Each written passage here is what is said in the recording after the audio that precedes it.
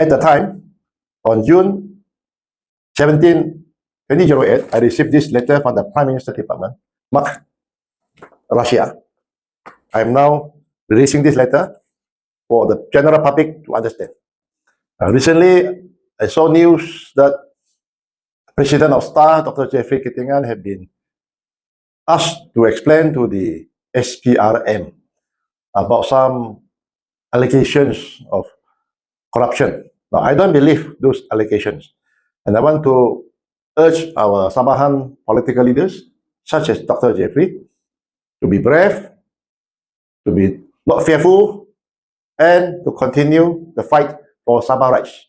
As we all know, Dr. Jeffrey has been for many, many years fighting for Sabah rights, even to the point of being detained without trial under the then Internal Security Act. Now, what I want to say today is, in my last 40 years in Sabah politics, sometimes in government, sometimes in opposition, I can say what we are seeing now in Sabah is how law enforcement agencies, such as the Malaysia Anti-Corruption Commission, or MACC, in Malay is SPRM, is been weaponized to become a weapon in order to subdue Sabahans punya fight and struggle for Sabah rights and Sabah resources. Now, it happened to me in June 2008. I just give a short chronology. At that time, after the general election in March 2008, the Barisan Nasional federal government, for the first time in its history, lost its two-thirds majority. That means the federal government, Barisan Nasional, depended on the MPs from Sabah and Sarawak for its two-thirds majority. I call that the window of opportunity for Sabah and Sarawak to claim back the rights of Sabah and Sarawak under the Malaysia Agreement 1963. Towards the end, Parti Maju Sabah SAPP and our two members of parliament, at that time for Sepangga and Tawau, wanted to move a vote of no confidence in the then Prime Minister. That was in June 2008. We were supposed to make the announcement of no confidence in the then Prime Minister on the 18th of June 2008. Now, suddenly, the day before that, on the 17th of June, I received a fax from the Prime Minister's department nominating me as a senator. You see? And I consider that an insult and an attempted bribery for me to toe the line of the then federal government, because we were about to move a vote of no confidence in the then Prime Minister. We did not accept the nomination as senator, and we went on. We proceeded with announcing the no confidence in the then Prime Minister the following day, which is the 18th of June 2008. You know what happened?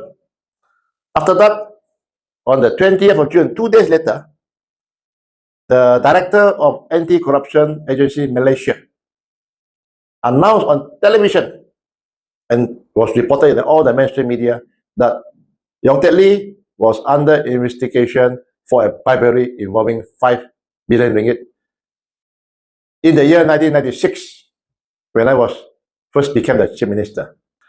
I knew for a fact that no such corruption existed.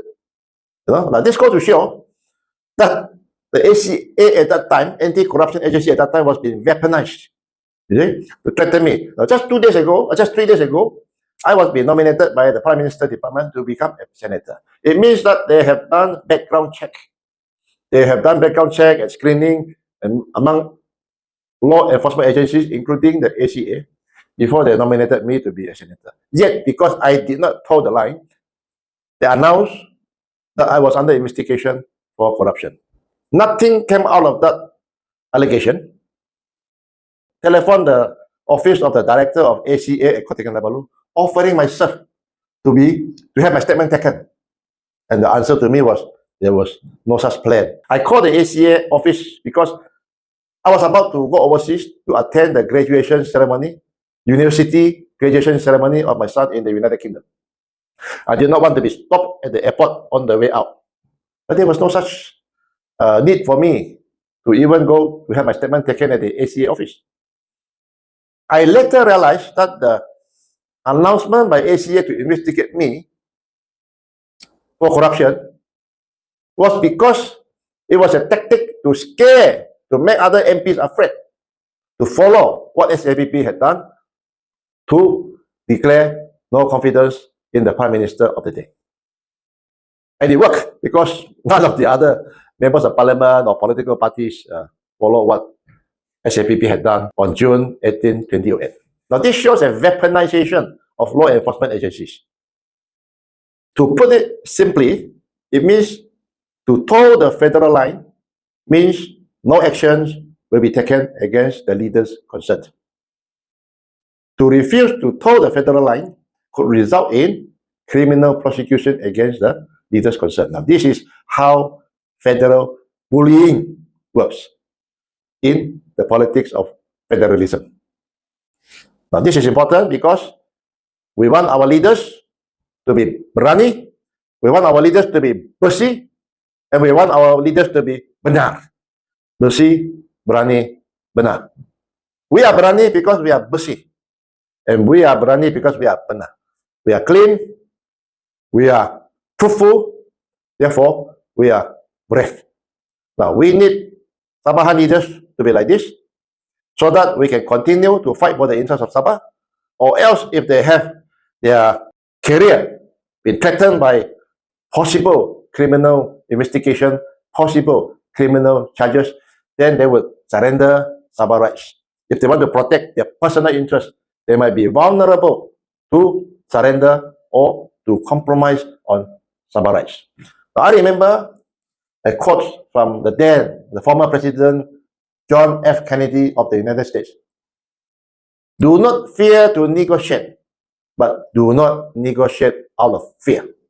That's my message today, that Sabahans and our leaders must be brave, must be courageous, fear not. Once we are not afraid anymore, the fear factor does not work on us. So continue to fight for Sabah rights and Sabah interests.